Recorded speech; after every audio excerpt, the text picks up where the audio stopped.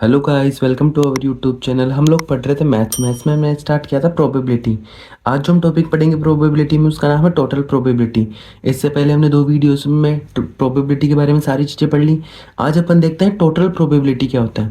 So the total probability theorem help us to find the probability of an event when it can happen in different ways और through different path. कि कोई एक event है, वो अलग अलग तरीके से अलग अलग पाथ से परफॉर्म हो रहा है और उसके अपने को प्रोबेबिलिटी फाइंड करनी है, तो उसके लिए अपन यूज़ करते हैं टोटल प्रोबेबिलिटी थ्योरम। ठीक है।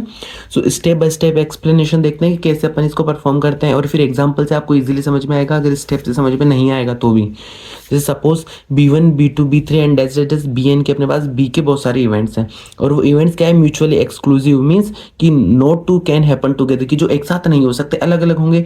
And are exhaustive events means one of them must happen, की होगा ही और अलग अलग होंगे। तो उस टाइम पे अपन यूज करते हैं टोटल प्रोबेबिलिटी। और ए क्या है, A is any event related to them, कि अपने पास ये बी के जितने भी इवेंट्स हैं उनसे रिलेटेड कौन सा है, ए। ठीक है, कि बी होगा तो ए भी हो गई। So then the theorem of total probability क्या बोलता है, ये उसका फॉर्मूला हो गया।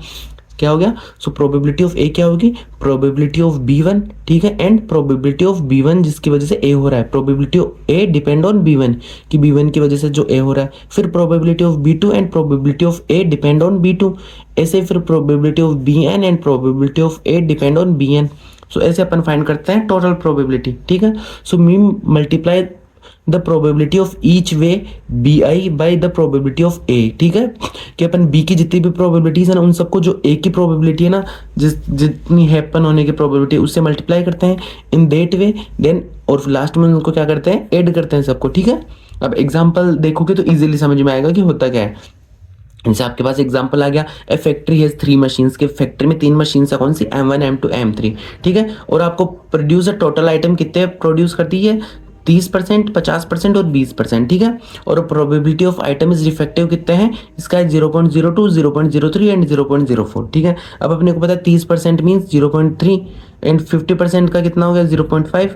ठीक है, एंड 20% का कितना हो गया 0.2। ये तो आप भी निकाल सकते हो 100 से डिवाइड करके। तो ये हो गया अपने पास। अब अपने को फाइंड करना है, find the probability that randomly choose an item is defective.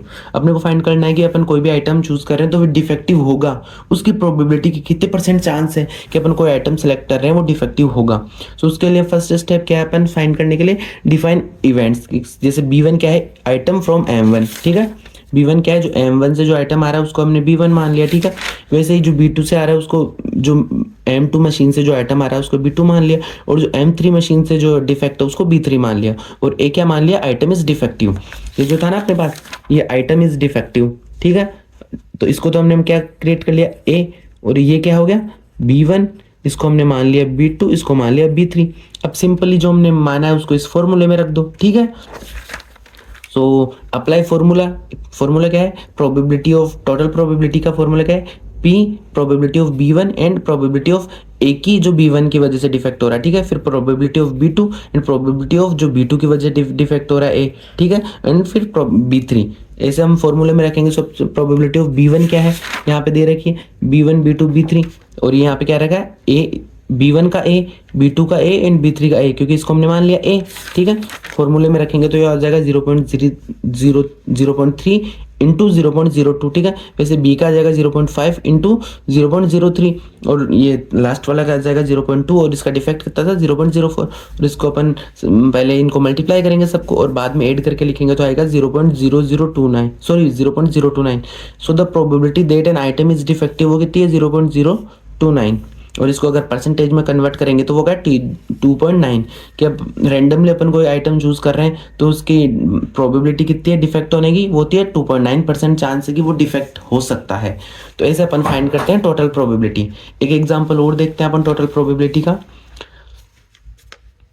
जैसे a student can take a test from 2 teachers, कोई स्टूडेंट है वो 2 टीचर से टेस्ट दे रहा है। ठीक है, अब 40% स्टूडेंट विद टीचर ए, अब जो 40% स्टूडेंट थे टोटल में से वो तो ए टीचर के साथ टेस्ट दे रहे हैं, एंड 60% स्टूडेंट थे उन्होंने बी टीचर के साथ टेस्ट दिया। ठीक है, सो 40% मीन्स कि 0.4 लोगों ने, एंड 60% को अपन चेंज करेंगे तो हो जाएगा 0.6। ठीक है, अब प्रोबेबिलिटी ऑफ पासिंग, अब ए की पासिंग कितनी है अपने पास 0.8 और बी की कितनी है 0.9। ठीक है, अब ये थे अपने पास जो प्रोबेबिलिटी ऑफ पासिंग, इसको तो हम कंसिडर कर लेंगे ए, और इसको अपन कर लेंगे B1, और इसको कर लेंगे B2, ठीक है, और फॉर्मूले में रख देंगे। सो प्रोबेबिलिटी ऑफ पास कितना आ जाएगा 0.4 इंटू 0.8, ठीक है, क्योंकि ये प्रोबेबिलिटी ए जो इस B1 की वजह से जो ए में हो रहा है, and probability of B and probability of क्या बोलते हैं जो B2 की वजह से ए में कितने लोग पास हो रहे हैं, और इनको अपन सॉल्व करेंगे तो आ जाएगा 86% इज जो लोग प्रोबेबिलिटी ऑफ पासिंग की, जो लोग पास हो रहे हैं 86%, ठीक है। और आज की जो प्रोबेबिलिटी का लास्ट टॉपिक का लास्ट वीडियो है वो है Bayes theorem and independence problem, ठीक है। सो ये क्या होती है, Bayes theorem is used to find the reverse updated probability of an event, कि कोई इवेंट उसके अपने को रिवर्स प्रोबेबिलिटी फाइंड करनी है, उसलिए when we already know some related information, ठीक है। जैसे स्टेप बाय स्टेप देखते हैं अपन, जैसे सेम जैसे हमने इससे पहले पढ़ा था ना, वैसे होगा कि B1 B2 and BN are mutually exclusive and exhaustive events, ठीक है, and A is event related to them, ये सेम वो वैसे ही होगा, बट यहाँ तो अपने को पता था कि A B से रिलेटेड है, ठीक है। अब अपने को फाइंड करना B जो कितना A से रिलेटेड है, सो रिवर्स फाइंड करना, उसके लिए अपन यूज करते हैं बेस थ्योरम, ठीक है।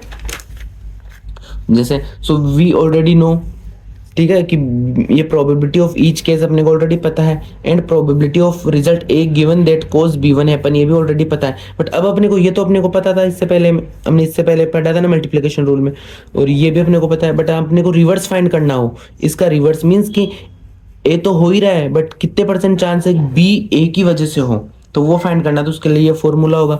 तो न्यूमरेटर में तो अपन क्या रखेंगे, न्यूमरेटर में अपन रखेंगे probability of that both A and B happens, कि ए और बी कितना हो रहा है उसकी प्रोबेबिलिटी, और डिनोमिनेटर में अपन क्या रखेंगे, टोटल प्रोबेबिलिटी, की जितने भी तरीके से जो टोटल प्रोबेबिलिटी आएगी वो तो अपन रखेंगे डिनोमिनेटर में, और न्यूमरेटर में अपन रखेंगे क्या, probability that both A and B1 happens, ठीक है।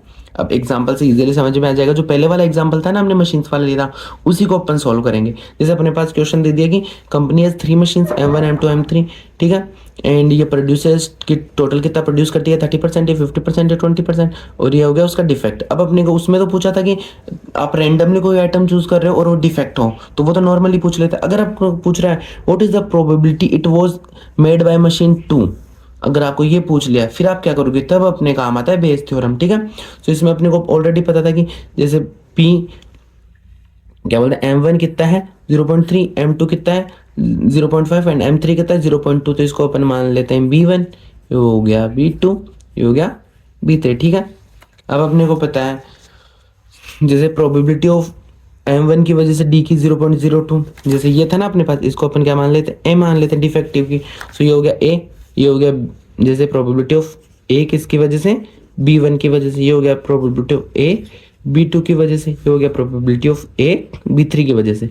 अब अपने को पूछा क्या है कि जो मशीन 2 है, अब अपने को पूछा है B2 की वजह से A की प्रोबेबिलिटी, ये अपने को फाइंड करनी है, ठीक है।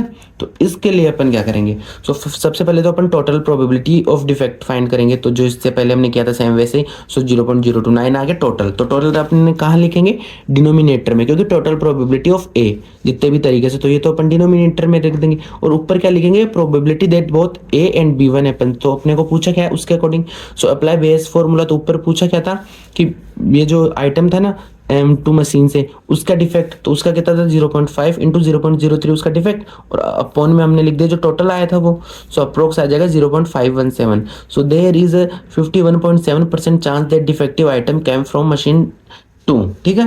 तो ये होता है अपने पास बेस थ्योरम, ठीक है, और इससे पहले हमने देखा टोटल प्रोबेबिलिटी। तो ये टॉपिक और इसी के साथ अपनी प्रोबेबिलिटी यहीं कंप्लीट होती है। अगर आपको प्रोबेबिलिटी में कोई क्वेश्चन या किसी टॉपिक पे कोई डाउट हो तो आप कमेंट करके पूछ सकते हो। Thank you.